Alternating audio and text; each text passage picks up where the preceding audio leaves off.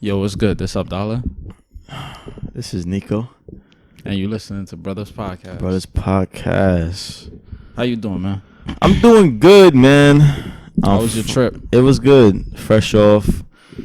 It was cool to get away. I just went to Florida. I went to Kissimmee. I was chilling. It's cool to get. I've been working a lot, man.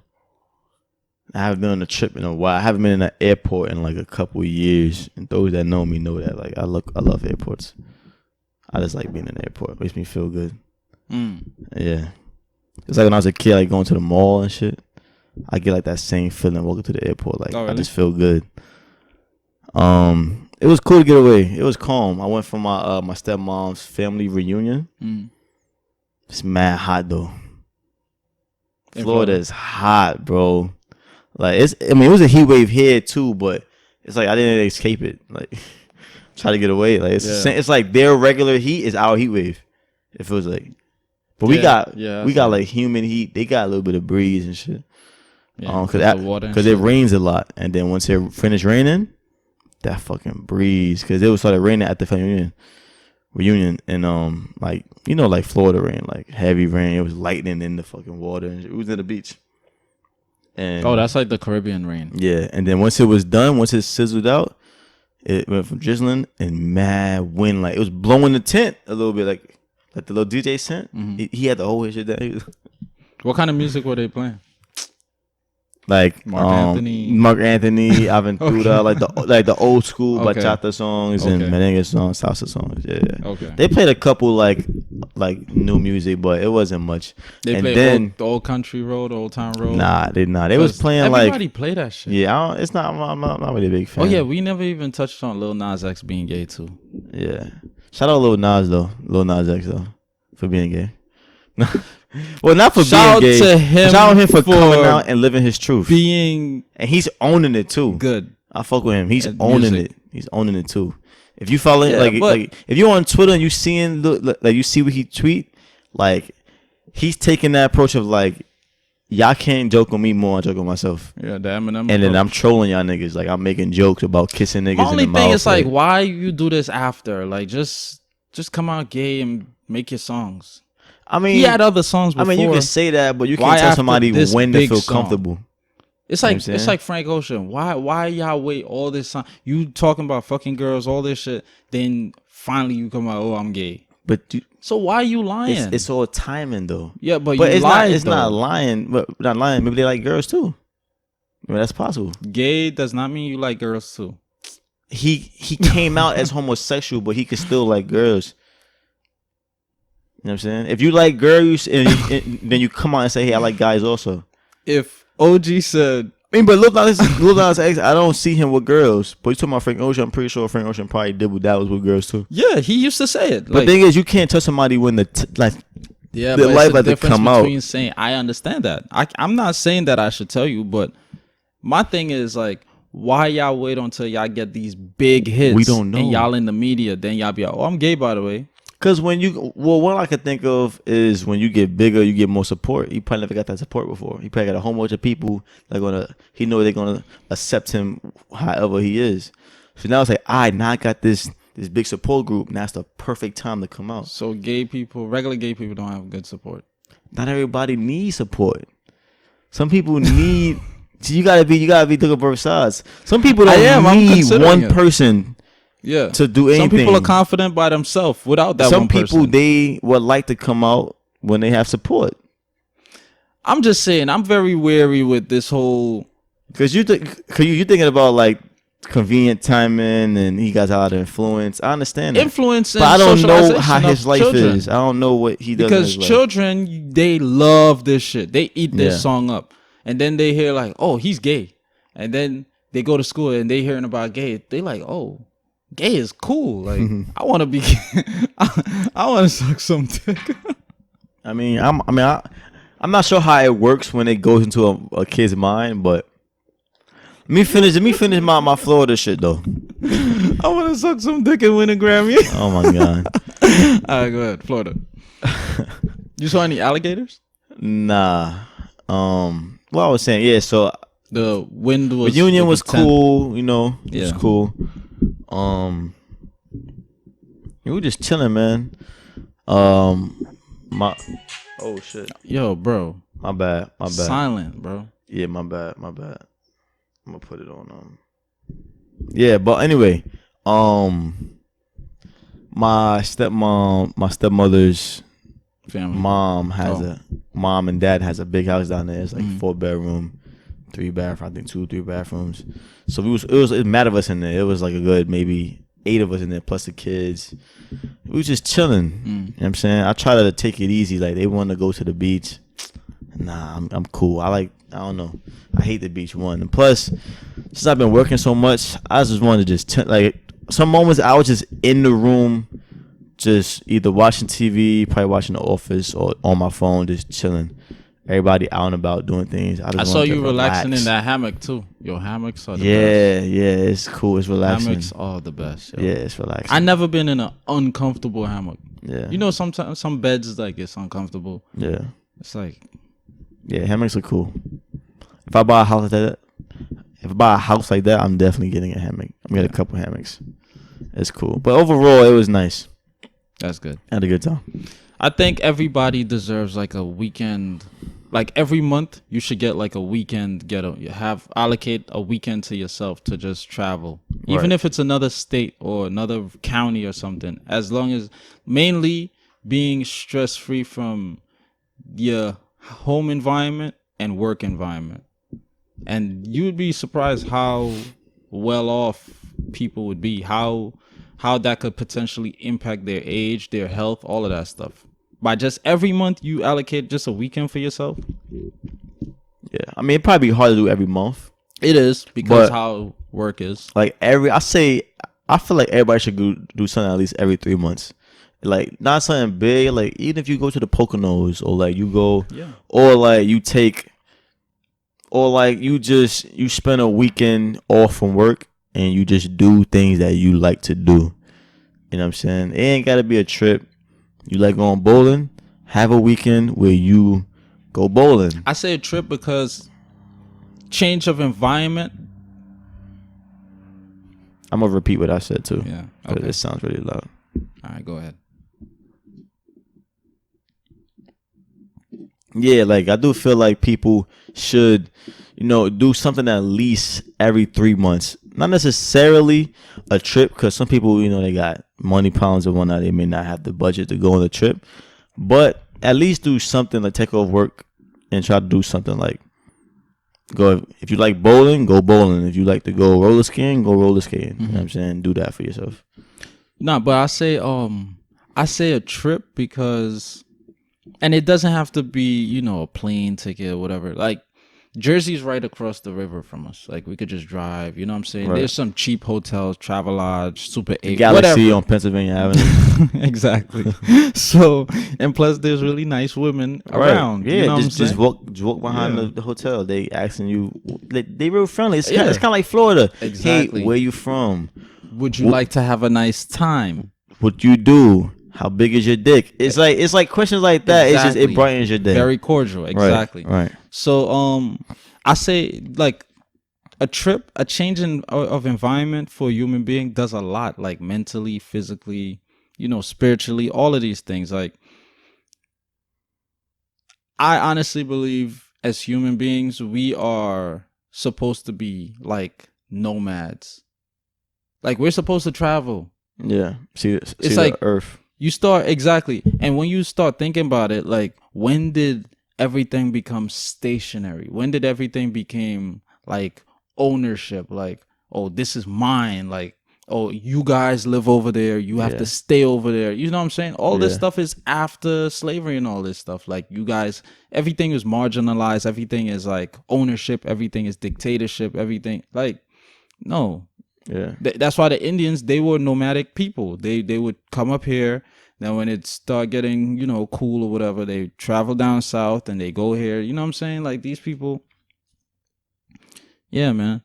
Yeah, I agree. I mean, but that's the world we live in. Change with times, exactly. Yeah, you know what I'm saying? I guess they, I mean, I kind of get why they did it, because monetary gain. Like, I get it. Yeah, it's easier. If you own a nation and you monitor, I'm mad close. If you own a nation and you monitor everything that goes in and out that nation, like you putting yourself in a great position. Yeah. So I understand why he did it, but it's not on some like natural.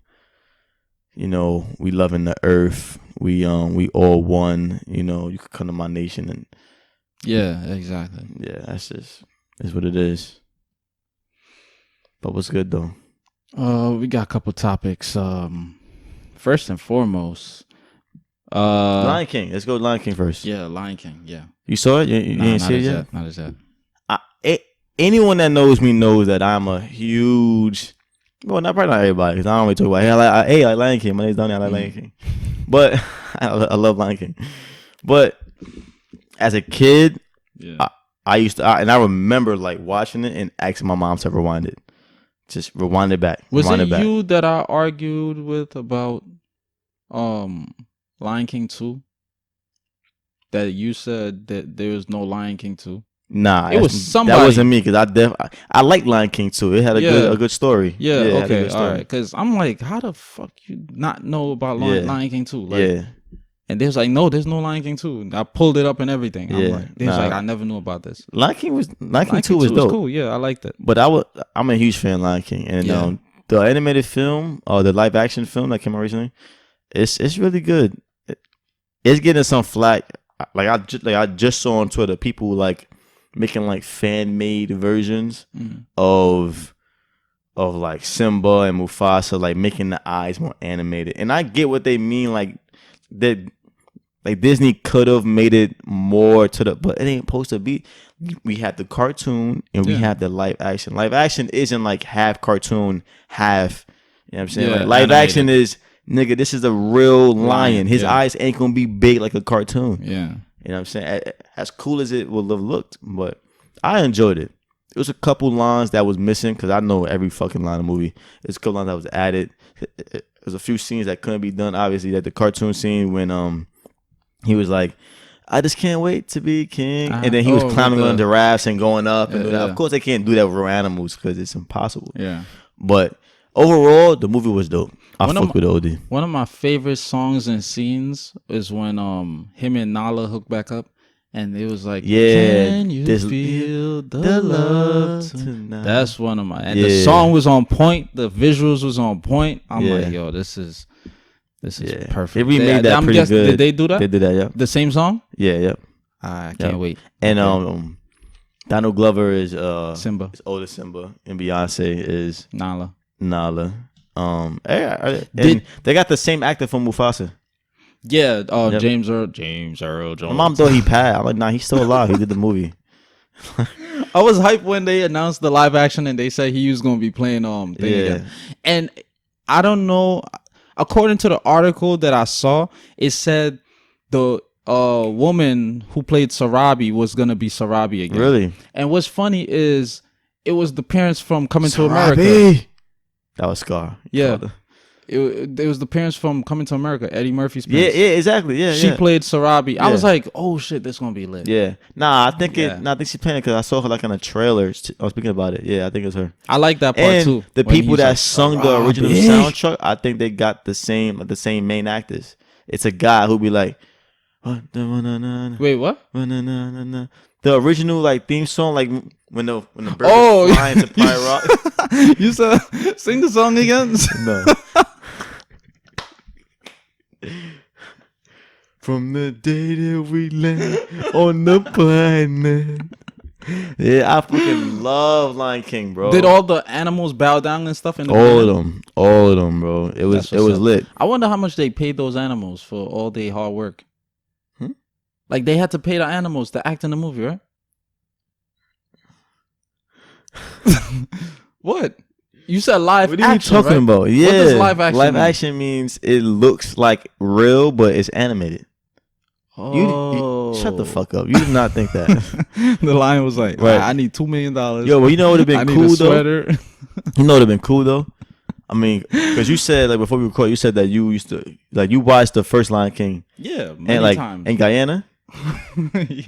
yeah. I actually watched it in Guyana. Yeah. So, you know, like in DR... You know where I'm going with this. You know, in DR, like they do like they change like for example, they will see in DR, it's like Hispanic people. It's like ya tu sabes. They do it, yeah. Like, you know what I'm saying? So I wonder, like in Lion King, what they like? Oh, Shfara, they're gonna be king. Trinidadians say Fada. Okay, so what? Okay, so what's y'all shit? Bana. Hey, bye. Bana. They're gonna be king. Bana, bye. And skunt, yeah. So that was it like that? Oh, skunt, they killed my father. Oh gosh. That would be funny as hell. They didn't like that? No, it's English? regular English, yeah. Y'all understood English back then? Cause I got your own language.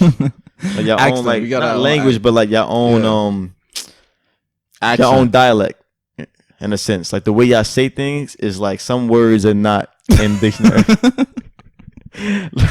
Like Jamaicans, like I know, like when I was younger, somebody had to tell me like Jamaicans speak English. I'm like, no, they don't. that is not English, bro. It's like, nah, but it's English. It's just very hard slang in its own dialect. I'm like, bro, because I listen to Vouch Cartel, I listen to all these niggas, Popcorn. I'm like, what the fuck is he saying? Yeah. That's not English. That would be funny if they did make it like that, though. Like Mufasa. A voiceover Guyanese accent, yeah. Speaking, yeah. That would be funny. But yeah, it was good. You should go see it. I sent my sister to go see it the day of my flight. We went to go see it. Did she enjoy it? She enjoyed it, but she's not. I don't think I'm gonna take her to see movies anymore because she don't like sitting down for in one spot for like 2 hours. So she don't enjoy watching movies, but she enjoyed the movie. If that makes sense. Like she don't like being there, but she likes the movie what she's watching. Yeah, she wanna fucking stand up and walk around with her iPad watching the movie. Right. Oh man. But yeah. So first topic we got. A ship that's owned by JP Morgan Chase but operated by a Mediterranean shipping company was actually seized by US Customs, and they found 20 tons of cocaine on it. That's regular. The street value is $1.3 billion. And this is the Mediterranean Shipping Company's third drug bust just this year, 2019. We only in July. That's a lot though. Yo, the last bust was in March.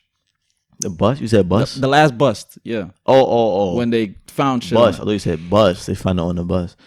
Okay. Yo, this is crazy. And I mean, it's not crazy because white people, you know. JP Morgan's like one of the biggest organizations. Monopolies in America, yeah. I'm pretty sure they own mad little company. They probably own other banks. Yeah. You think you going to another bank? Nah, you banking with us, nigga. Yeah.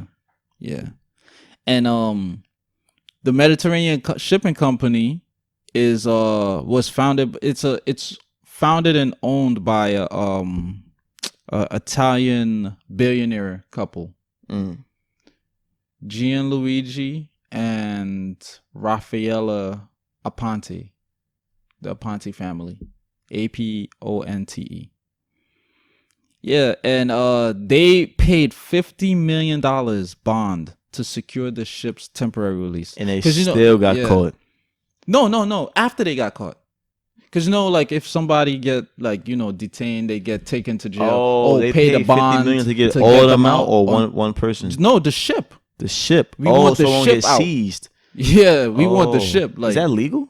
Yeah, you could pay bond for a physical object that carried drugs. Anything is legal in white supremacy. It's all about economics.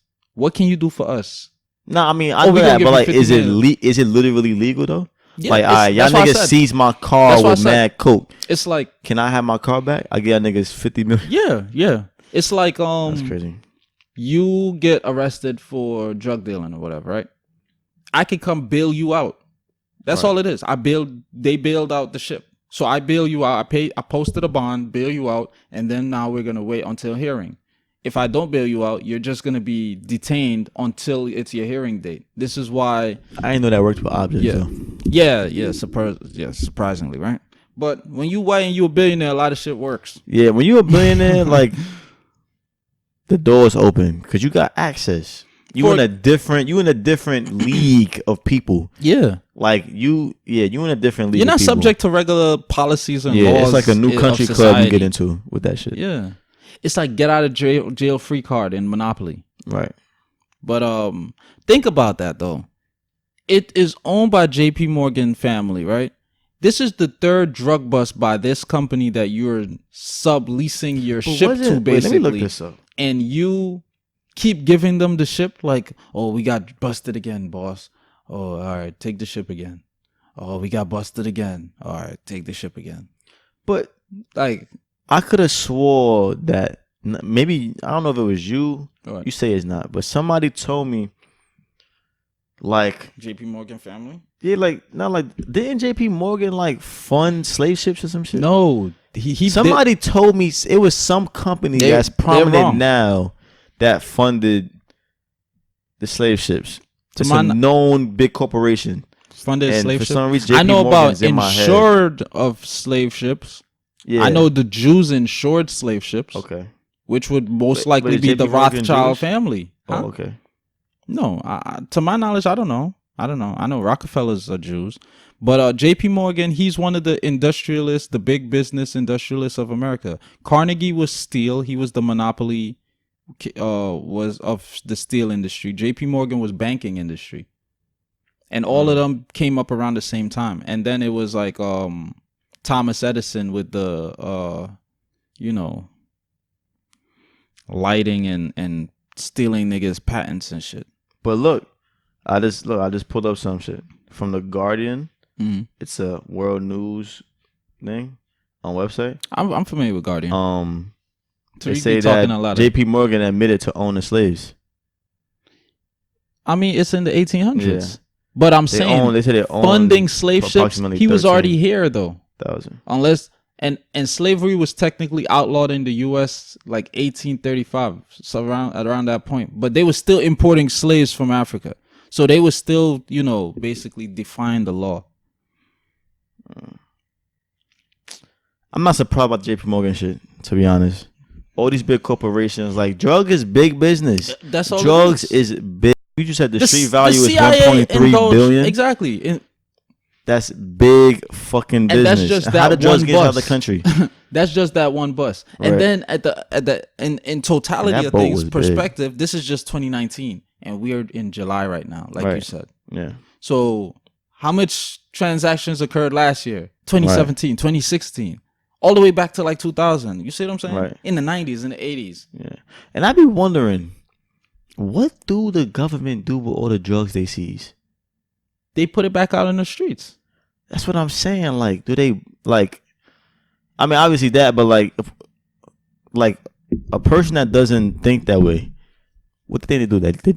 They burn it. You would think so. They throw it in the ocean or some shit. Like they fucking disintegrate it. Because like, what are you doing with all those drugs? You know how much? No, I can't even imagine how much drugs, like how much, like tons of drugs they seize on a yearly basis. What are y'all doing with all that? Smoke it. I mean, smoke it, sniff it. It's a lot of shit though. Like weed is like, I think weed is getting big, but like not. I think the biggest is coke still. Yeah. As far as like multi-billions value, cocaine far outweigh. Right. And exactly. Then I think like heroin. Weed is the lowest of the low. Bro, $20 for like. That's why it's like legalized. And niggas be buying cocaine $2,000 one time. Like that's their weekly fix. Like I'm like, shit, that's fucking monthly rent right there. We should just start selling coke. Coke boys. Nah, but I'm not surprised though. It's a multi-billion-dollar company, and this shit happens a lot. Like I said, you said, like finding these ships, and you know what I'm saying. And look at it. $50 million just to get that ship out, right? But all these people starving. Up to last night when coming back from the airport, we saw a white ex-Marine veteran right there on Pennsylvania Avenue. Right, asking for money. Homeless. Yeah. $50 million just to get the bond out. Yeah.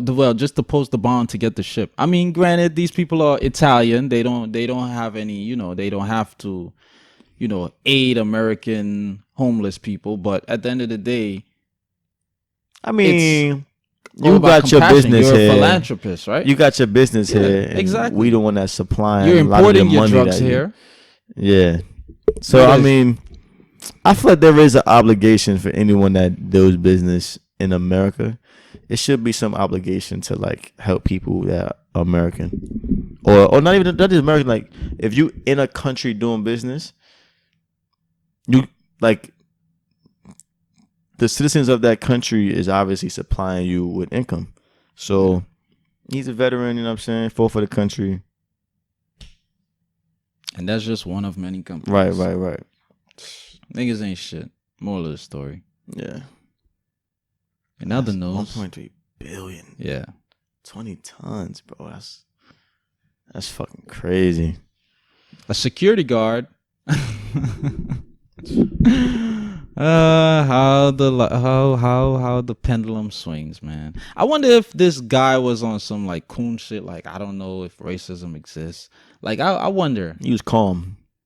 No. Before this happened to him, like I wonder okay. if like with Trayvon Martin, you know. Sandra was Bland, he like they were probably he was aggressive. Yeah. I wonder if he was like that. I'm not saying he is. I'm not saying this is good for him or anything, right. But so apparently an IRS security guard in Toledo, Ohio, pulled his firearm on a clothed, decorated sheriff deputy that pulled up in his squad car at the IRS. That's crazy. He went there because IRS. Yeah, it was an IRS okay. security guard. He went to the IRS office because he wanted to inquire about a letter that he received in the mail. And when he walked in, that's when the guy was like, "Oh, leave your gun." First, he was told to leave his gun in the patrol car, which makes no fucking sense. You acknowledge that I'm clothed as a law enforcement. You acknowledge I have a gun. You acknowledge I have a patrol car. Yeah. Leave my gun in the patrol car. Bro, you a fucking security guard. Right.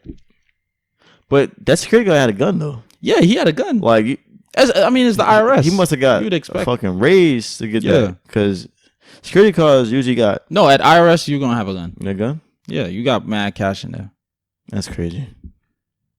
What's your thoughts on that? The black cop was mad calm, though. Yeah, I was kind of surprised. Like, even when the guy was kind of grabbing, he was just like... Get off me. And he opened the door, and then when the white guy came to the door, he pulled his gun out. Yeah. And the black guy kind of turned around a little bit, and he saw him, and he was just like, he was mad calm. But it's just like, when you dive into the psyche of people like him, it's like, is everybody black a threat? Yes. White people, yes. Certain white people, like, yes. What the fuck? This nigga is a sheriff. I understand if a nigga came in, even if he came with a suit, and you see the gun, is like, all right, who are you? Show me your credentials. What's going on? But I don't think he should have his gun out. You know what I'm saying? Be aware, but you can't just like have your gun out and point it. Anything could happen. Imagine if he shot that man. Well, according to the article, the guy said, the deputy, he said he was prepared to get shot. But that's a mindset we shouldn't have. That's a mindset we shouldn't have. We shouldn't, but unfortunately we do have to have it. Because I live in a system of white supremacy. Black, and yeah, I'm black, this guy's white, and these niggas think I'm a murderer. These niggas think that I'm dangerous, even though I'm a sheriff. I got my badge. I got my uniform. It's not even like he was off duty and had to pull out his wallet and then he was like, whoa, you got a gun, whoa. Yeah. He had the whole fit. He came in the patrol car. Matching the car. Yeah. So that's just to show the mindset. He saw the car pull up. If he wasn't in that car and he didn't have his uniform, it would have been left. He would have got shot. He would have got shot 1,000%. For a fact. He saw the car pull up. He's like, uh-oh. Sheriff. Then he came out, a black guy. He's like, imposter. A black sheriff. And he's like, nah, I gotta top flight motherfucking security. I gotta enforce. Right. That's the mindset he had. He's just gonna enforce himself for no reason. And then he tried to detain the cop. That's why he pulled his arm. But right. Yo, it was so funny. The cop got more training than him with that shit. He detained him. He tried to put handcuffs on the deputy. That's why he's trying to grab his arm or whatever. But that part was funny. I was laughing. But the fact that the black cop was so calm, it kind of gave me a sense of like, he felt like it was out of his hands. Like he kind of. He knew the best thing to do. It came off as was defeated. Yeah. Like to me, like, all right, what am I gonna do with this white cop with this gun? White security guard. White security guard with his gun. Like, if I shoot him, I go to jail. I see what's going on. Yeah.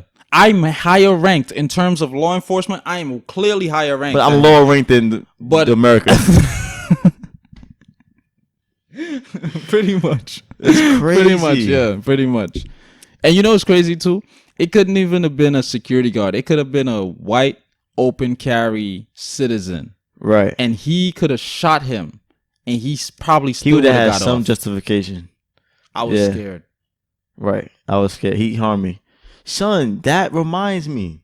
It's a little off a little bit, but some white guy slit this black kid's throat in a gas station because he was playing loud rap music. And he got out of jail.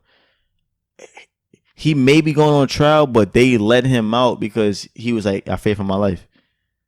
Yeah. The guy was playing loud rap music.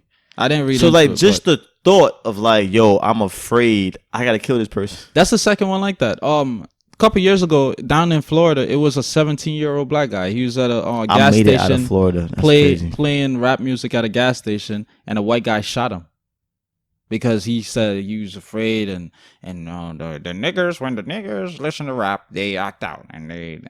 We're not even worried about true. Y'all though. This is not. I don't know where they got their facts. Right. From. We're not even worried about y'all.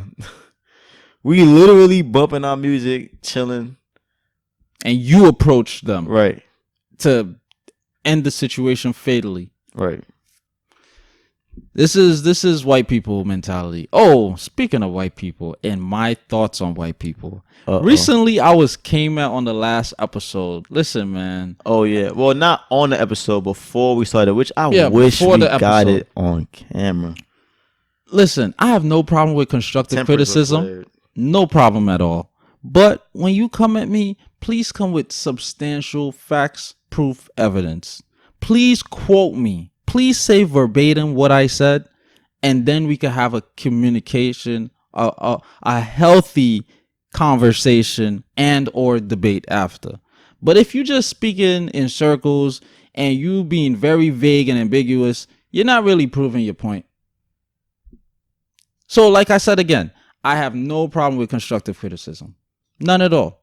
But when you come at me, please come correct. And I'm going to keep saying fuck white people. I'm going to keep saying like none of this shit. Yo, you're not going to throw me off my, you know what I'm saying? You're not going to make me subside. You're not going to make me change my words. You're not going to like, period. Yeah, nah, I feel you. You know, I'm a little different. I don't say fuck white people. Yeah, but when I say white people, I mean, I know what I mean. I know that. But they be like, oh, you gotta say edit your words. No, people. Start listening to our episode, to our podcast from episode 1 to 76. This is a 76 episode. Yeah, I think so. Yeah. So listen to our. This is season 1. Yeah, sequentially listen to our podcast, and then you would get the gist of where I'm coming from and where Dominique coming from. Yeah. Because if we was to every episode regurgitate everything we said prior, it's redundant. Each episode would be 1 hour longer than the previous one. Yeah, it's redundant. That's waste of my damn time. That's what I said. That's you. I hope my sneeze is in. That's what I said on the episode. No. That's what I said on the episode. Like, I think it's redundant for people that have, like, let's say, like us have a platform, people on, like, let's say Charlamagne the God, he says things about white people as well. Yeah. But it's, I mean, what we gotta do is say it once or a couple times. Obviously, it's not for all people in this category. Yeah. Obviously, when we say things about somebody, it's not all about everyone, because obviously we don't know everyone. Exactly. And by listening to us, you could tell that we're not that ignorant to say all white people are this way, or all gay people are this way, or all black people are this way, all Asian people are this way. All Jews are, you know. I'm saying, it is fair to say all Asian people look very similar to each other.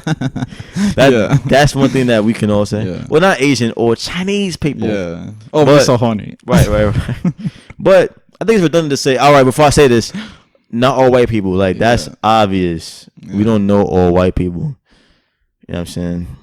But like I said before, I try. Like you're the more radical than me. Yeah. I try to give y'all niggas some leeway. Yin and yang, yeah. But some instances is like y'all make it so hard for a nigga that's me to see both sides. Yeah. Like it's hard. Y'all be doing some wild shit. And we would find the proof to support what we say. Yeah. Yeah. But moving on though. Yeah. So yeah, I hope Black people in law enforcement around the country, around the world, are paying attention, because regardless of what your profession is, you're not respected socially, and you're not on the same.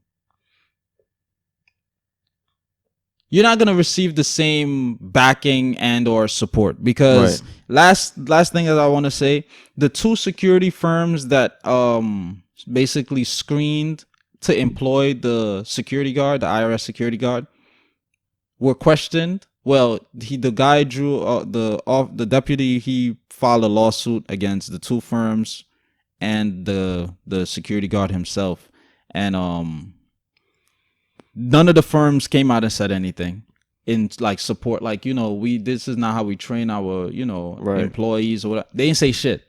The IRS, they didn't say shit. Yeah. So look at that. Where does your respect lie? Yeah. When it's a Black person being aggressed upon, you are quiet. When if it was a white person, you would have been on the front line, like defending that white person. You see what I'm saying? So yeah. You know how it is though. These niggas ain't shit, man. And just so y'all know, the sheriff deputy, the Black guy, his name is Alan Gaston, and the piece of shit white supremacist security guard, the top flight security guard, his name is Eric. Is it Eric? Erlich? Eric. Seth Eklund. Seth Eklund. That's the piece of shit security guard name. Seth Eklund. Yeah, he needs to chill out. Yeah. He needs to relax. And guess what? He probably will still keep his job. What state was it in? Ohio. After everything LeBron did for y'all. Piece of shit. Right. A nigga saved y'all. And you know what's funny? He probably a Cavaliers fan. He probably be a Cavaliers fan. Not anymore, because all them niggas is... They ain't no fucking Cavaliers fan. Anything you got? We could talk about the old white man who got released. Oh yeah, I mean, so I don't have all the details though I got for it. that. I got yeah, it. read it and then I'll chime in. Speaking of piece of shit white supremacy people, speaking about piece of shit white people, but he killing his own people. That's what's crazy. This nigga is just shout out to that nigga. He on our side. You a piece of shit, but he on our side. Shout out to Albert Flick. He's helping us, with their numbers and shit. Bro, when I saw this story. So, a judge thought, I'm going to give y'all the details and the years more, but I just as a, overview. A judge thought an elderly white male was too old to be in jail. He was seen to be harmful. Yeah, because he was jailed. He was sentenced for a murder that he committed years prior. He killed his ex-wife. He slashed her 20 times in front of her daughter. Her daughter. Yeah. Back in 1979. Yep. And he got released from that crime. Yep. He served his time. He got released in 2004. Mm-hmm. In 2010, he got arrested again because he assaulted a woman. He killed her too. No, he assaulted a woman in 2010. Then he went to jail again for the assault charge. Okay. Then in 2014, he was released. This is when the judge was like, I think you're too old. Yeah, he's like 76. He's 77, yeah. Yeah. I think you're too old now to, harm anybody. The nigga came out, befriended a homeless woman with two sons. Yeah, she was in a shelter, yep. And he befriended her. He used to visit her at the shelter and all of that. But they said that he was kind of weird. Like, he's always trying to touch her. Like, he was infatuated with her. He was infatuated with her. That's the word that he said that and she was moving. Right. And he was like, It's either I can have or nobody can have I read that. Yep. Yeah, this is the piece of this is the piece of shit white supremacy mindset that I was talking about a little earlier. Ownership, all this bullshit, all this shit, patriarchy. Anyway, he developed this mindset, and then he stabbed this woman like 11 times in front of her two sons. In front of her two sons. Just like the murder in 1979. Yeah, in front of a laundromat in broad daylight. Yeah, in broad daylight. So now and it's and the details are kind of crazy because she was sitting down, and he came. I think it was behind or in front. I don't know what it was, but he came from above and just started he punctured her heart and her lungs and her heart. Yeah, and then like her son saw it and then ran down this. They're only 11 years old. It's some sad shit, bro. Just to watch your mom get. And this nigga's old. I'm pretty sure they could have. I mean, he had a knife. They're 11 years old. He purchased it at Walmart. Shit, but I can't even imagine that shit, bro. That's insane. But the point is, white people ain't shit. Nah. The point is like y'all like. First of all, I want to keep talking shit. I've never heard of somebody else to come. Yeah, you said you was gonna egg it on more. Yeah. I'm antagonizing. What was it? I never heard of like, oh yeah, you too old to commit a murder. Yeah, no, like you too old. We think you not dangerous no more. You know how many old niggas in jail for life? For minor shit they committed in the early 1900s or mid 1900s. Elderly black all men. These niggas house. Why you in jail, old man? Well, old head. I stole a Milky Way when I was 12 years old, and I got sentenced to 79 years in prison. No, this is a hypothetical situation, but I'm pretty sure it's some minuscule shit. Yeah, I mean, like, and then like triple life, double life. I'm like, bro, like even if you did commit like a robbery, like a petty little robbery, armed robbery, when you was like 18, me personally, I don't think somebody should be in jail until they fucking 6 years old because you did that. If you ain't kill nobody, you just trying petty to robbery. I think 2 years max. It's like obviously he was trying to. You know what I'm saying? Jail should be It's a rehab. It should be a rehabilitation. But when they treat niggas like animals in there, and when you treat people like animals, they act like what you treat them. You know what I'm saying? Because it sinks into their mindset. So some niggas is like, you want to treat me this way? I'm gonna just go. I have. Yeah. That was Boosie's mindset. Boosie was like, y'all trying to give me life. While I'm in here, I'm wilding the fuck out. And he was spitting on people, throwing shit at niggas. Yeah. Lil Boosie the rapper. Like he was like, you know, while I'm in here, like y'all don't treat me this way, I'm gonna go 110% in this shit. I mean, luckily I disagree he got with that, off. but I understand. Yeah, me too. But I understand the mindset. Like y'all got me in here treating like an animal. So you should never let somebody. I ain't gonna be this nice civilian. I'm already in here. Yeah. You know what I'm saying? Y'all already giving me life. You know what I'm saying? I hope the people you spitting on was white people. I don't want to work with him. If you spitting on black people, like, come on, man, like. But it's some evil niggas in jail, some evil black niggas in jail. Like, true, yeah. Like when they see us, you'd have to eradicate them. The two too. niggas that brought him in the room, and they either fucked him up or fucked him. Yeah. I agree. And then the one of the guards. Mm-hmm. Prison guards and his cell was like, you should stay in here because we're gonna fuck you up. He was black. Shit crazy. Let me know what you could do for me. Speaking of jail and the bum ass justice system and bum ass white people, Eric Garner, the police that he didn't get charged. He didn't get charged. He wasn't indicted by grand jury. Yeah, but isn't it like the final hearings already done, or it was coming up because they had the mayor on the Breakfast Club recently, Mayor DeBlasio, and he was like speaking on it and saying, you know, Charlamagne was grilling him about it. It can be appeal, I believe, because a lot of things can be appealed. Like even though the court passed something, you can appeal it and take it to a higher court. The highest you could go is the Supreme Court. I think it's the highest at this point.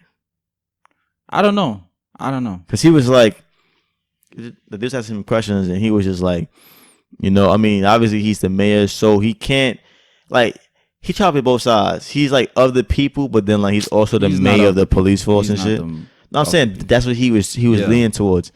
So he was like, the guy was asking him like, okay, so like, no, it wasn't. I'm bugging. He was on there too, but I think he was on there, but it was Ebro. My mistake. Ebro in the morning. Shout out Ebro. He was like, look, man, we've seen this countless times before. Like, is this guy going to get arrested? Is he going to at least lose his job? And DeBlasio, all he was saying was, look, I understand where you're coming from, but you know, it's going to court at some point. We're gonna, it's coming up soon. You're gonna see a decision. And Ebro was like, you the mayor, but you got people that you hired deciding this. Like, you put them in position. You are high level than them. How the fuck are you not calling the shots? And he really had nothing to say. He's like, trust me, I'm gonna come back with a decision, and I'm gonna be completely honest with you guys, transparent. Whatever. Systematic white supremacy. Moving on. I actually met Eric Garner's son. Did you? Yeah. In Uber? No, the girl. Remember a couple weeks ago, Jessica, my homegirl from MS2, and the other girl that was supposed to be on, Jasmine. Yeah. Eric Garner is Jasmine's uncle. Oh, wow. And she invited me to this. Wait, the girl's supposed to be on? Yeah. Eric Garner's her uncle? Yeah. Wow. You're gonna meet her. She's gonna be on. Yeah. Wow. Don't flake again. She had a birthday event and she invited me, and he was there. His son. I didn't know who he was at the time, but she had told me before though that he was her uncle or whatever. Yeah. And I wrote under his picture because after at the event, like we chopped it up or whatever. I still didn't know, but just on some genuine shit, and got everybody Instagram, told him about the podcast, whatever. And I saw him with the we can't breathe and protesting and stuff. So I commented. I was like, yo, check out my brother, and I at Raspy Rawls, because he broke down the whole thing in terms of how you can get police officers fired because they are insured under they're under a jurisdiction as far as insurance. Like, if you go after the insurance, then they're gonna cancel the policy of that particular officer. And if the policy is canceled, then how could you stay employed? And I basically led him to the water, but I can't make you drink, bro. Right. You see what I'm saying? Now it's up to you to read up on this shit, or like if you're really serious. Like, I'm not saying that he's not serious, but I don't know, like, your mental capacity or your thinking in terms of rectifying this whole situation. Like, just marching and protesting with a sign is not going to do shit. Yeah. That's the main thing. My thing is, they got lawyers and shit. These lawyers don't know that. Bro, these lawyers don't know what systematic white supremacy. These niggas all playing a game. At the end of the day, during a court session, somebody got to be good though. It's the judge, it's the defendant, the lawyer, the prosecutor, and it's the defense attorney. At the end of the day, after everybody's dismissed or whatever, all of them niggas meet in the quarters of the judge's quarters. And that's where the prosecutor could be like, yo, get your man to cop a plea, accept this plea deal, and we give him 2 years. He's facing 15, but if he accept this plea deal, he's facing 2 years. This is where all the biddings and somebody gotta be deals good, and all of this shit. Somebody gotta be good. And if you have money, they definitely going hear you out. And as far as you being the defendant or whatever, like the lawyer defending you, if you be like, yo, lawyer, I got $100,000, I need to be free, he's gonna take that back to the judge, because systematic white supremacy. As long as you can feed that system, feed that beast, you're gonna be good. Somebody gotta be good though. This is how John Gotti was getting off it, certain crimes. I mean, money talks. Exactly. Regardless of it. Exactly. That's all it is. But my thing is, like, yes, I get it. I would assume somebody got to be good, but at the end of the day, somebody can't be. They can't. Like, I'm not gonna believe all of them operating. I'm not saying that either, but systematic. At the end of the day, the system is saturated with the ones who are out for self-conveniency or procurement of this system because they're being benefited by the system. And I believe this is why Johnny Cochran got killed, because he was winning. He got killed or he died? Bro, I believe he got killed. Well, I ain't trying to get into that though. But how they say he died though? I can't remember how they claim he died. They claim Michael Jackson died from medications and shit. They claim Malcolm X died from being shot by ex-members of Nation of Islam. Autopsy report debunked that in terms of the angles of the bullets. Right. They claim Martin Luther King Jr. got shot outside, died from that shot but autopsy report, he was suffocated at the hospital in Tennessee. It's Tennessee, right? Where he got shot? But wherever the state is, he got suffocated when he was at the hospital. He wasn't killed from the gunshot wound. Yeah. But that was crazy. Albert Flick, this guy is fucking crazy. Yeah. That judge is a piece of shit. Like, now that judge should answer to these little boys. That's what they were saying. That's what the woman, That's what they were saying. Girl who would tell these kids we let this nigga out? The girl who witnessed him stabbing her mom in 1979, she came out. She said that judge who released him in 2014 should answer to these little boys now. 1,000%. 1,000%. Just because he's fucking white and he's elderly. Right. Oh, I don't think he's a nuisance anymore. I don't think he's he could commit a crime. He committed 2 heinous crimes before he got there. Like, I think once you commit murder, like, okay, all right, because there's levels to everything. So if you shoot somebody, I feel like stabbing somebody is more heinous than shooting somebody, unless it's on some like execution style, like hit type shit. Then that's. But even still, is like to stab somebody multiple times until they die. That takes a different type of like brutal mindset. Yeah, it's easy to pull a trigger because you from far. Yeah, you ain't really, your aim ain't gonna be 100% because you're not trained. Most people, you hoping to hit them, but when you up close and you stab somebody with intention and you feeling the knife go through their flesh, pulling out and going through it, like I have dreams where I have to do that to defend myself, and I feel weird. I feel cringy in my dream doing that shit, like stabbing somebody.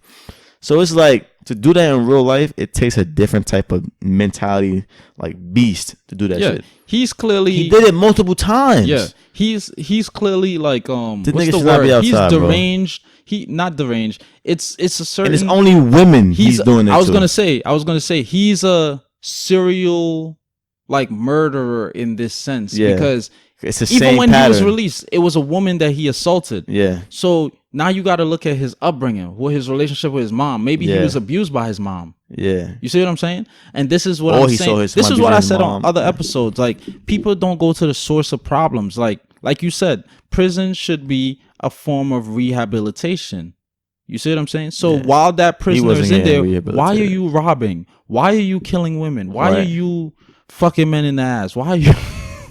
I think, and it's going to cost a lot of money. Little children. It's going to cost mad money, but I think that they should. I mean, not all inmates. Some inmates, them niggas is lost. Like they committed murder after murder.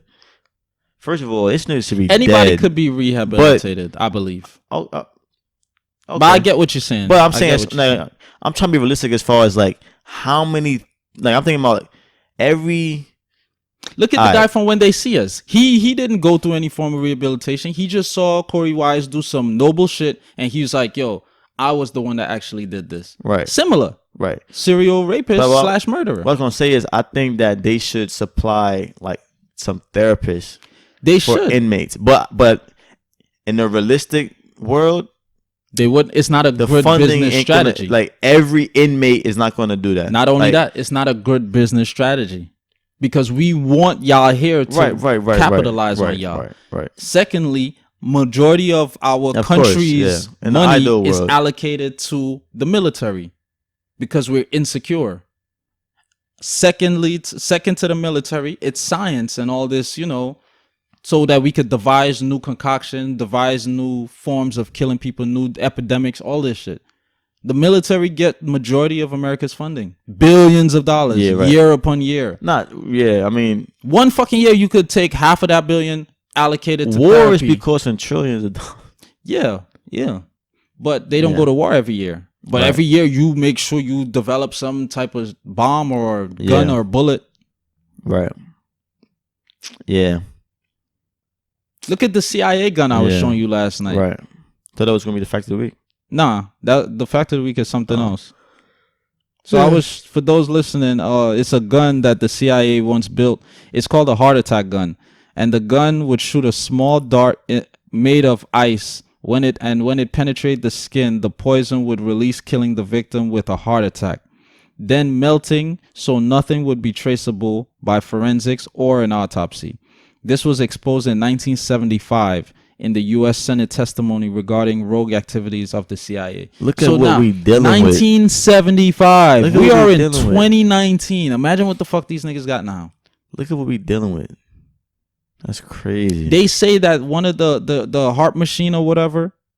Yeah, heart machine. I was watching a video. They said if you penetrated, like, for example, remember the forest fires of California? That was like in the direct road pattern of it's called the what is it? The laser shit?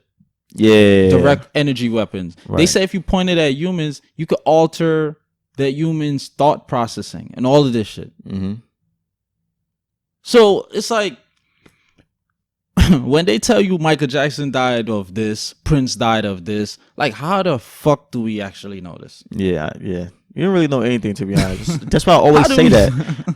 That's why I always, like, even though I debate certain things, at the end of it, at the root of it all, if you haven't heard me say it, I'm gonna say it again for new listeners. Yeah. We really don't know anything. Like, the only thing we truly know is like what's in front of us. Like, yeah. Like, I know you wearing a black. I know you right here on my couch. But like shit that we read in books, shit that like it's a lot of smoky mirrors. Yeah. Especially then in America, like this shit is a big ass. You know them rooms where like you walk into it and there's a bunch of like mirrors and shit. Mm-hmm. That's America, son. You think you over there, but you're really over there. You think he's right there, he's really over there. Like it's crazy. Us. Exactly. Yeah. Us. Yep. It's crazy. All right, we're gonna get into some shit now. Would you switch gears a little bit? Would you take your girl back? No. I heard this. I heard this. Shout out to $1 million worth of game, man. Shout out to Gilly the Kid. Facts. And Wallow 267. Yo, yeah. I tune into them. Wait. Every single. I want to give a shout out to Wallow real quick, cause he only been out for like a few years, mm-hmm. and he got like at least like 300,000 on Instagram. Like he's been grinding. His influence. He's not very knowledgeable. He came out of jail and just got fucking to it. Yeah. So shout out to him, man. Yeah, he would drop books as far as what books he was reading in prison, like marketing books, how to market yourself, strategizing, how to build businesses, how to do this, how to do that. But yeah, shout out to those gentlemen, man. Yeah. So I heard this question on the podcast, the most recent one, and you should bump that episode, by the way. It's mad funny. Yeah. They said, well, a guy asked Gil, he was like, would you take your girl back? Well, he told Gil about his situation, but I devised the question based on that. Right. Would you take your girl back after a couple months of being broken up and she got pregnant for another nigga? The dude, he was broken up with his girl for 3 months and she got pregnant for the other guy within that span. Back. And she wanted to come back. She's like, I don't love him. Fuck no. Yo. Fuck no. Yo. Because that's going to make me think in my mind, like, first of all, did he say how long they was together? No. Him and the girl? No. So that plays a factor. If y'all was together for a little bit, what, bro, like 4 months? For me, that shit don't fucking play a factor. No. I'm not saying I'm going to set her back, but I'm just saying, like, her mentality. If y'all was together for like 4 months and y'all broke up and she got pregnant, then whatever. But if y'all was together for like a couple years, y'all was in love with each other, and then 3 months later she get pregnant with another guy, like, were you really ever in love with me? Like, that nigga was always in the stash. Like, probably niggas take off the condom, really? Yeah, within 3 months, you like, let did the condom hit bust, raw. or like, did you know what I'm saying? Like, it's a whole, but I don't believe, like, I don't know. I don't know. That shit, I ain't taking shit back. It's a dub. It's a dub. It's a dub. Big dub. Nah, I would never. I gotta raise you in this. You ain't even give birth now. Now I gotta walk around with your pregnant ass. Oh, congratulations. Nah, it's not my child. It's another nigga. She cheated on me. I gotta tell this story to every fucking body now. Like, what? The child come out. Oh, you're not my dad. Like, yeah. Like, he probably looked Asian. Like, clearly different to my phenotype. You see what I'm saying? Yeah. Like, bro, I ain't doing all that shit. I mean, deeper than that though. Is that my refrigerator with that loud ass sound? I don't know. I think that's silent refrigerator. Anyway, cause I'm not opposed to, cause I mean I have met women that I've met, and I met men too that they met a girl when she had a child, and they fell in love with the girl, and they raised a child as their own. That's different because the father wasn't in life. I know what I'm saying, but no, I'm saying because when you was like, the child won't look like me and shit like that. That's clearly different. Yeah, that's clearly but different. I mean, if you get like that situation, we together, you get pregnant after, and then it's like that's after me. We post like 3 months is a short time, like bro, like that's a short time. That's short time, but. It's less than a season. Another situation that I heard of, and I'm pretty sure everybody else heard too. Omarion's baby mother of his 2 children, April, I think it was April Jones or some shit. April. Yeah. She's now dating and allegedly pregnant with Lil Fizz's baby. And Lil Fizz is a member of B2K, and they just got off the fucking the Millennium Tour. Lil Fizz is a bitch ass nigga. Super bitch ass nigga. Cause like what April is fucking trash. What type that of pussy trash? What like that mentality trash? Yeah, mentality trash. You whack. Must be good. Them niggas is whack. But I remember a couple months ago I heard the pussy probably good. But I remember a couple months ago I heard Tariq Nasheed mention like she's been spotted hanging out with Lil Fizz, and he was like, "Why are you hanging out with your boy's ex baby mom?" Right. Well, ex period. Like, why are y'all hanging out and y'all on tour and shit? Right. You fucking with business. That's business and pleasure. Yeah. Now y'all actually dating and shit. Like that's what I'm saying. What type of cloth is that nigga cut from? I don't even follow girls that you talk to on Instagram. Yeah. That's a fact. That's a fact. But it's deeper than that. Like that. This bitch is my she's my baby mother. It ain't like mentality these niggas, man. It ain't a situation where, you know, some shit like Chris Brown where he's messing with the girl and had a baby, but they wasn't really together. They have 2 children. They was together.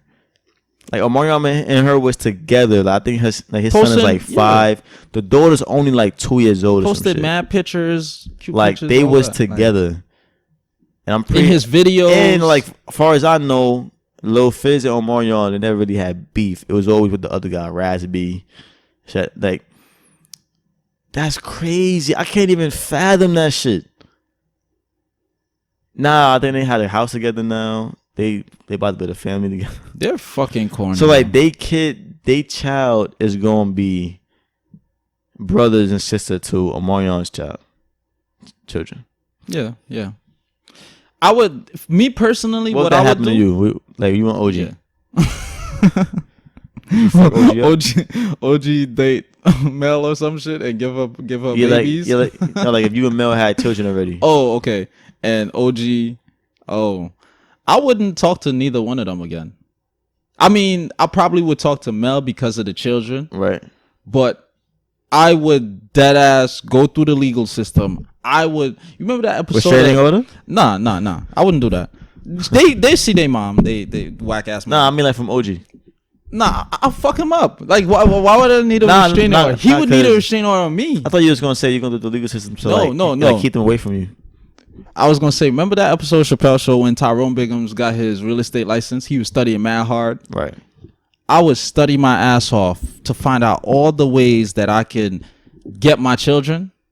Like 100%, I get custody. Mm-hmm. Go adhere to that. Get my children, and basically, I mean, but they won't. Yeah, they can see them. You could see you're not living. My children not living with you, bro. You and this nigga, y'all not. They not living with y'all. They visit or whatever, but they not living with you. I'm. Yo, could you imagine having custody of my children? Like. I wouldn't fight the dude though, even if OG, anybody close. Up, though. Okay, I wouldn't fight the dude. Wasting my time.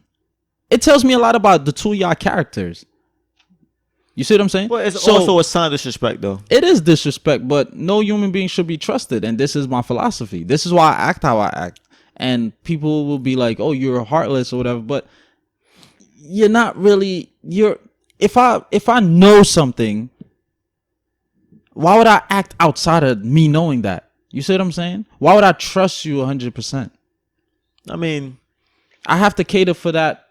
Basically, you're not supposed to trust I don't think you put trust anybody 100%. Yeah, that's a fact. But there are certain things that are in the parameters of that trust that you have. Let's say it's 85%. Yeah. There's things in that parameters that I would expect you, even though I don't trust you, I would expect you to at least adhere to those like yeah. Come on, my nigga, like really? I know. Even with a woman, like we together, I never count out a woman cheating on me. Me neither. But it's certain things like, all right, you gonna fuck my friend though? Like, all right, you may cheat, but you gonna fuck my best friend though? Some women like fuck those your are brother. in the parameter. I'm like, all right. Women fuck your father. And vice versa. Some men fuck women's sisters, they cousin, they mom. So it's like different parameters. Like I know you may cheat, but you gonna cheat with this motherfucker. Listen, man. You know what I'm saying? When people get that, so you gotta be surprised at least.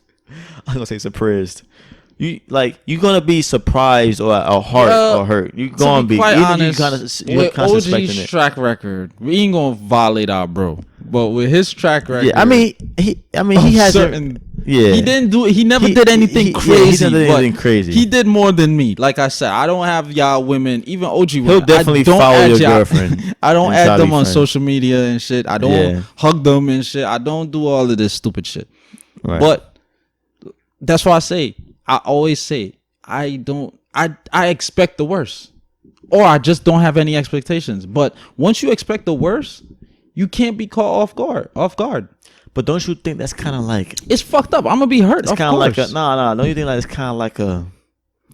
Isn't that kind of like a strain on your mind? Like always expecting the worst. It's kind of like a pessimistic mindset. No. Because you're expecting the worst. Okay, no. You knowing me all these years, you know me. Would you call me a pessimistic person? No. Okay.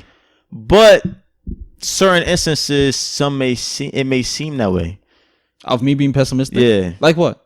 Like what? Yeah, I'm intrigued to know. Like what? Like when have I seen pessimistic? Okay, so first we're gonna define pessimistic. Yeah, negative mindset. Pessimistic is someone that looks towards the negative only versus focus the on positive. The negative, yeah. Right. But I also believe there's always levels to it. So I wouldn't say every single thing is negative, but some instances the person may look more towards the bad versus the good. So someone can say whenever you speak about white people, get the fuck out. Someone could say like that instead of giving people the benefit of the doubt, you'd be like, nah, they're racist. Bad example. But that's a bad example. I don't call every white person racist, so it's bad. I'm not saying that. Hear what I'm saying though? Yeah. I'm listening to you. I'm not hearing you. I'm listening. That's good. In situations where we speak about white people, for the most part, they don't get benefited out.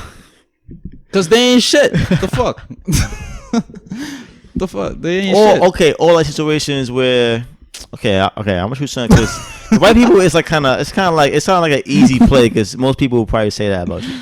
Yeah, like because you're upfront with it, so it's like an easy way to to say that. Yeah, I'm trying to find out something pessimistic towards white people. Like I don't know. And I could debunk that if I show y'all the videos of me doing Uber with all my white passengers. Majority of my tips come from white people. No, I'm sure. No, yeah. I mean, but you and I don't be kissing ass. I don't tap dance. I don't. Them doesn't like have anything to do with like your mindset towards them. You're just doing your job. But it's me making you so comfortable. Tips. It's me making you so comfortable. That regardless of conversation, some would tip me based on the conversation we have. Some would tip me based on my presentation of the car, the experience, or whatever. But the music I'm playing. You know, I gotta play by devil's advocate. You always play that bum ass fucking people devil. Because look, I gotta speak on both sides. Because and this is all a tip is gratuity. I'm being gracious. Yeah. This is my act of being gracious based on my comfortability with you. That's a fact. But some people, because I'm not saying me, but I'm thinking about everyone in the equation. This is what I do. Okay. This is white devil's advocate. This is my trademark right here. I'm the only person that says this in the world. All right. The same way how you say, yeah, I can do my job and I can speak to them and be fine, but I can still possibly think. It's the same way how these white NBA owners could have these 100%. And but we chastise him for that. We'd be like, yeah, he's an owner, and yeah, he had them working for him, but behind closed doors, like, fuck these niggas. Work for me, play my basketball, make me money. But that's what I'm saying. That's their ideology towards all blacks, period. My ideology is not like this towards all whites. That's what I'm saying. People I even said on the podcast before, not all white people are white, classify as white. Because you put a Harvey Weinstein against a fucking trailer park trash white person, what people would deem and stigmatize as trailer park trash, just because they live it, that's because they're less fortunate, they're trailer park trash. You put them against each other, who's gonna win? Who's gonna be more favored in the eyes of the law or social system? The Harvey Weinsteins, because you are a billionaire. Yeah. You can benefit us. I'm acting out of conveniency by appeasing to you. Yeah. That's Dick Gregory said, if you can't pick up that telephone and regulate the volatility of that stock market, you're not white. You're just pale. You do not classify as white. Yeah. You understand what I'm saying? Yeah. Who can do these things? The Bush family can do these things. The DuPont family can do these things. The Rothschild family could do these things. The Rockefeller family can do these things. The JP Morgan family can do these things. Right. The Carnegie family can do these things. So not every pale-skinned, blue-eyed, white, blonde-haired, blue-eyed person is white. It would be written on your census as an ethnic group. But in terms of judicial system, systematic white supremacy, you're not white. But to make you feel good, we would give you white privilege. There's a difference between white privilege and white supremacy. Yeah. When you put these two white people, like I said, the Harvey Weinsteins and that less fortunate white person, even if you're a middle class white person, look at these A-list actresses. They came after Harvey Weinstein. You're an A-list white actress. He's a white billionaire. Who still won? You see what I'm saying? So now it ain't over yet, though. Now this is where we differentiate between white supremacy, systematic white supremacy, and white privilege. Because now both of you are white. Who gets the privilege? Now your ethnic group doesn't.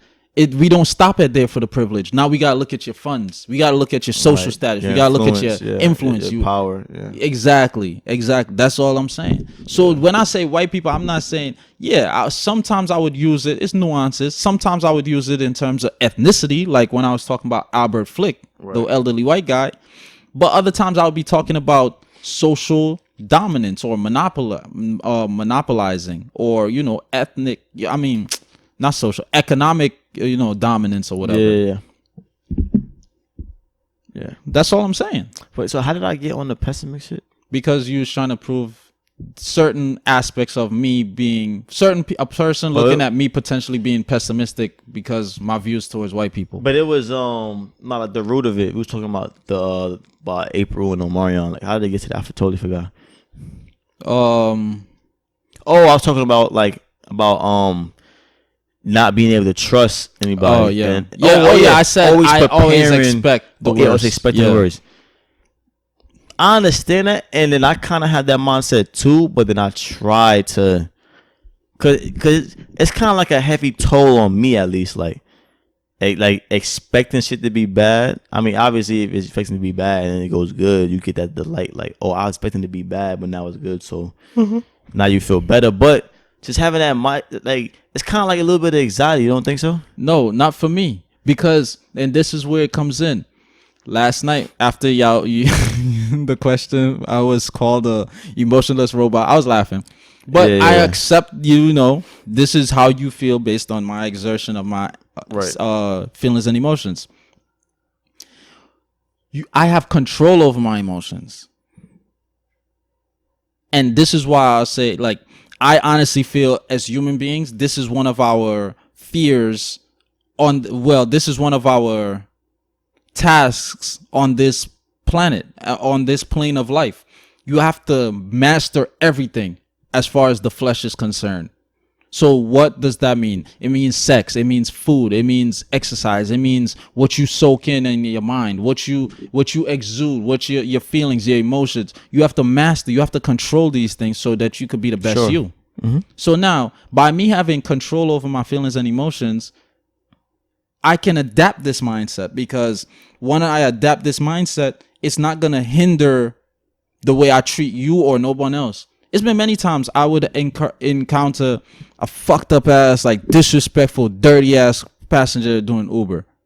And then my next passenger, I assess them by them coming out. If it's an elderly black woman, I would put up. I don't want to give my gems away, but I would assess them coming out, and then I would put on a certain playlist that I think they might, be more inclined to make them more comfortable. And when they come in, I would still ask. So if they're white with like specky hair, you put fucking on. Hell fucking no. I play no rock and roll. I don't play rock and roll in my car. Fucking heavy metal. No, don't play none of that. I play Bob Marley. They don't really have a choice. White people ain't got a choice. You listen to Bob Marley or you listen to Hidden Colors, the audio tape. Now I'm playing. Imagine that shit. But white people, I throw on jazz, Bob Marley, and I still ask them, is there anything you'd like to listen to? They would. Some people say Eminem. That. Some people. Nobody really requested. Machine Gun Kelly. Nobody requested that. G-Eazy. No, nobody requested these things. But they would majority of the time people. No, nobody requested Mariah Carey. But that's what I'm saying. Like the next passenger, I still treat you with genuine respect because you had nothing to do with my previous situation. Right. So why should I take that negative baggage and exude that and put that on you, impose that on you? Or let that affect my, mindset, my mental space, my actions with you. No, that's not how I operate. Anybody, they cannot say Abdalla is a pessimistic nigga. You nigga be walking around grumpy, grouchy all fucking day. Well, being a pessimistic don't necessarily mean you grouchy or you being down. Okay, negative. He don't look at negative and dwell on negative all day. Okay, yeah. Or with every situation. Yeah. I assess all parts. Why would this person do that? Even if the person did some fucked up shit to you, like, why do you think that person did this? Right. Now, how do you feel? How do you think this person feel now? You see what I'm saying? Yeah. Like me, for example, I would say I'm more, like, whenever somebody asks me what are 3 words to describe, like job interviews or like they try to get to know you or like just like sit online, they ask you. The words I always put Stutter, optimistic. Midget. Fuck you.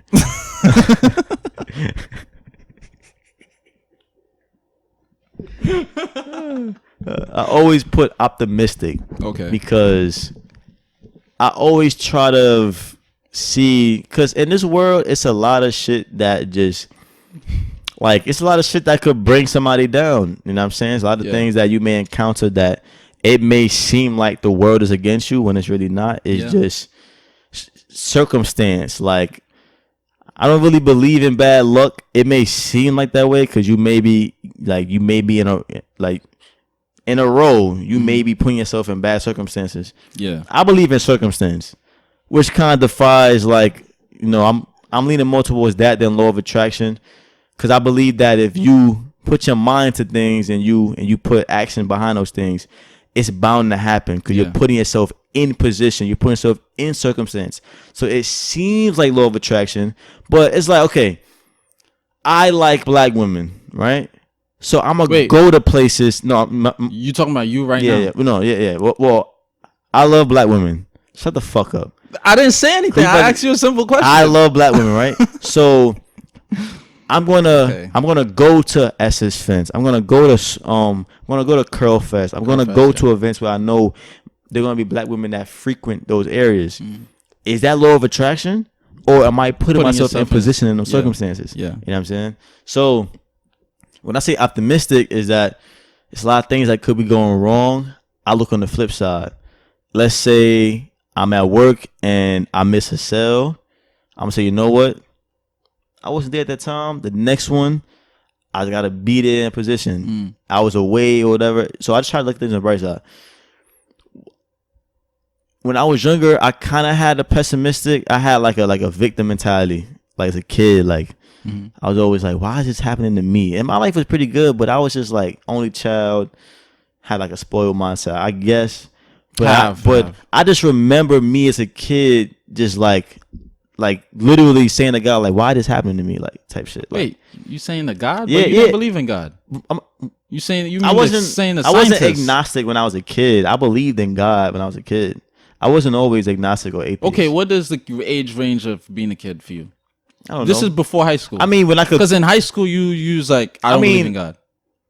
I am a juvenile at that point. Like from 14, I'm talking about like 8 from to like 12? yeah, like from where I can form thoughts. Like from 6 to maybe like 12, you 13. Form thoughts at 5? I mean, I wasn't thinking about God. I wasn't feeling like a victim at 5. I'm just like, you know what I'm saying? I wasn't thinking that deep. But at those times, I could say I probably was pessimistic. Like, damn, like some shit would happen to me. I'd be like, why is this happening to me? Yo, like why me? Yo, like why I gotta be here? Shit like you would question all the negative shit. Yeah, exactly. But not the positive. That's being pessimistic to me. Yeah. But now it's more opposite. Now if something bad happens, I'm like, you put it in perspective. Maybe that happened for a reason, or it's just like it's what it is. Like I can't cry over shit that I can't control. Yeah. Like when I busted my toe recently. I sent the picture in the group chat with all that blood I lost. Oh yeah, your foot. My foot. Yo, right. I was leaking. Yo, when I say leaking, man, I was leaking blood. Like that blood was. I thought I hit a vein. Hit a vein, yeah. But, wait, so what happened again? What you did? Well, actually, I lied. It wasn't knives. That was just a better story. But basically, that's crazy. So the bevel razor I used to shave my head or whatever. Right. Shout out bevel, black owned. Yeah, exactly. Shout out. Great razor. Every time I use it, every time I shave, every other day, I use a new blade. So I would throw it in the garbage. I wouldn't wrap up the blade. Oh, really? You don't use the same blade, though? You don't clean it? No, because that's how you get bumps. So you gotta buy. I did it before, and I got bumps. So how much you buy, like a year? It's 20 in a pack. For how much in a pack? How much is in the pack? No, 20 blades is. In the pack. And how much it costs? It's like 13. It's not bad. It's expensive. It's not bad. It's expensive. I don't shave. I don't know the prices, but yeah. But it's still better than a haircut every week, though. Right. I mean, you're bald, so you should do that yourself. Save your money. Yeah, it's still better than a haircut, I'm saying. But so I wouldn't wrap up the blade or whatever. So I just throw the blade in the garbage. Then I emptied the bathroom garbage. Something told me, I never did this before, but something told me like I didn't feel like picking up the garbage bag. So I was just kicking it to the kitchen, right? I kicked the very last kick. The whole time it was good. The very last kick. I kicked and that blade swiped my toe. Wait. It was in the pail, though. No, I took the bag out, the garbage in the bathroom. You were kicking the bag? And I was kicking the bag. What the fuck is wrong with you? I wasn't thinking about the blades being in the bag. You had your hands full? I didn't feel like picking up the bag. I just said that. Oh, my God. So I was kicking. Plus, I'm Guyanese. We used to playing football and stuff. And you deserve all that shit to happen to you. I kicked the very last kick. That thing swiped my toe. I was like, oh, my God. Like. The toe, not the toe. It was the side. It was the side of the big toe. That shit opened you up, boy. I started leaking right away. Like that blood was gushing. You cry a little bit? No, I didn't. Come on, man. I didn't cry.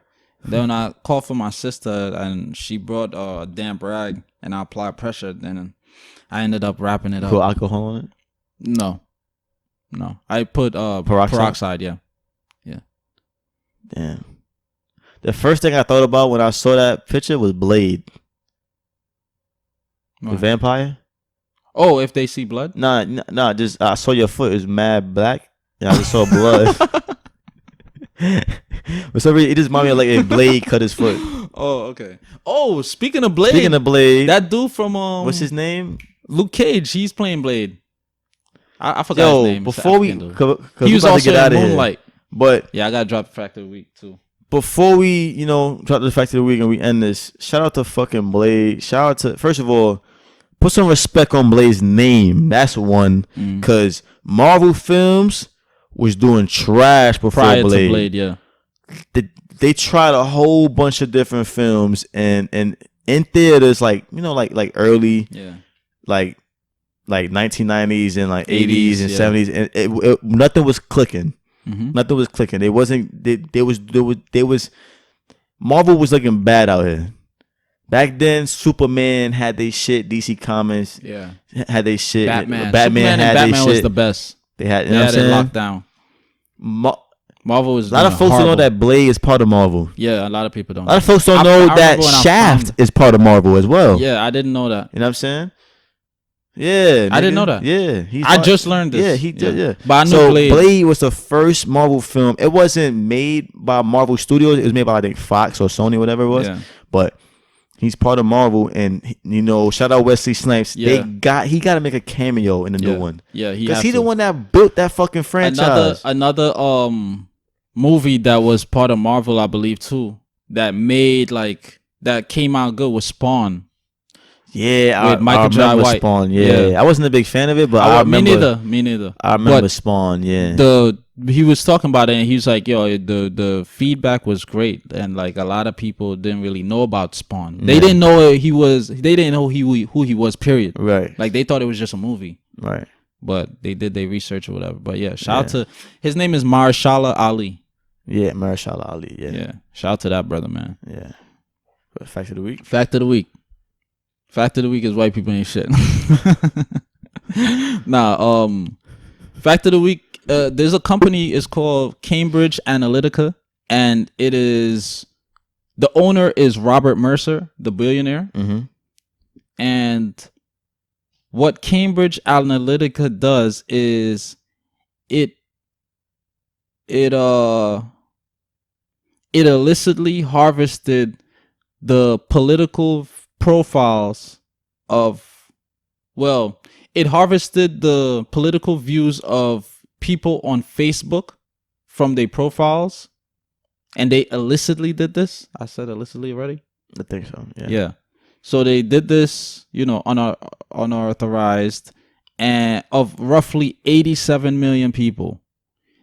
They assessed the people's fears through their Facebook. Through their Facebook, when you write what's on your mind, right? That's why they wrote that, because these are that's why I don't be posting a lot. These are therapist questions. What's on your mind? Shit. So you feel the need to be more inclined to, say what's on your mind. Exactly.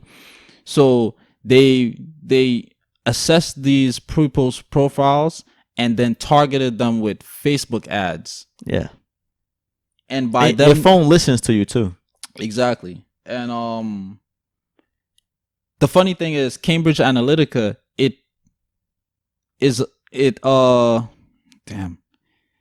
worked for the Trump administration while he was running for presidency of America, and it also worked for the Brexit campaign. The Brexit campaign is basically Britain exiting the EU. So England, Scotland, Wales, I believe, they were pushing for exiting of the European Union or whatever. Oh, okay. And when they did investigations, like, why you want to do this, like people were investigating the regular citizens. They were like, oh, the Turkish immigrants, it's out of control, the numbers. Right. And then when they checked like the census or whatever, they're like, yo, this is the lowest. There's little to no Turkish immigrants here. Where are you getting your information from? Right. And it was like, oh, Facebook said it. And when they went back to Facebook and they behind Facebook is Cambridge Analytica, which is utilizing these people's, profiles, data, and just sending them, and same thing with America. Oh, the Mexican immigration. Everywhere around the world right now is immigration crisis. Right. But nobody's actually, doing research. So all the white people are up in arms. The Mexico build the wall. They don't know shit. Some of them, majority of them, I would say, don't know shit about the wall. Yeah. Well, about the immigration crisis, but they're pushing for a wall to be built. And then a lot of people, in addition to that, they don't even know a wall is going to be built. There's also a political push for a wall to be built at the north of us. There's no Mexicans coming out from the north of America. Yeah. You see what I'm saying? Yeah. All this shit is some martial law shit. Yeah. But I sound crazy. And I did some research about the whole usurpation of weapons from citizens, and I looked up all the countries that had martial law, that passed martial law. Mm-hmm. One of them was an Asian country. I can't remember right now. North Korea? I don't think it was North Korea. And just before martial law was enacted, they pushed for the citizens to give up their guns. Mm. Yeah, because they can't fight back. Exactly. Yeah, they can't exactly. Can't revolt back. So, yeah. So look out for Robert Mercer. Look out for Donald Trump. You know what I'm saying? Speaking of Donald Trump, all these things my boy just posted. Shout out 500 watts. He just posted on Instagram that you could check on people's pages how much they invested in Facebook ads. Mm-hmm. Donald Trump on his Facebook page, he invested $15 million in ads. Donald Trump himself, or his administration, his page, or his Facebook page. Oh, like it shows the $50 million it shows was the invested dollar into amount. his page. Yeah, into like Okay. Facebook ads. Like Okay. he just put that shit today. I saw it today. It's funny you say that. He posted it today, I think. The people of Britain asked Mark Zuckerberg to come to Britain to give them like breakdown. He refused 3 times. What you mean breakdown on Why ads? are these ads being Oh, circulated and especially if they're I'm inaccurate? telling you, man. And Mark he Zuckerberg, refused 3 times. I'm telling you. To be honest, bro, I think these people that be in position, like these billionaires, and he's super young. It's somebody above him making him do this shit, I feel like. Yeah. It's somebody telling him like, all right, my nigga, we allowed you to be in this class. To accumulate this wealth. You one of our henchmen now. Like, we allowed you to you be the youngest billionaire in the world of all time. We put you in position. This is what you gotta do. That's why what he gonna say, he go there. He can't spill the beans on who told him to do that. You know what I'm saying? Or why they're doing that. Right. But that's why y'all motherfuckers gotta stop posting on Facebook so much, man. That's all, folks. Yeah, that's it, man. Thanks for listening. Bang.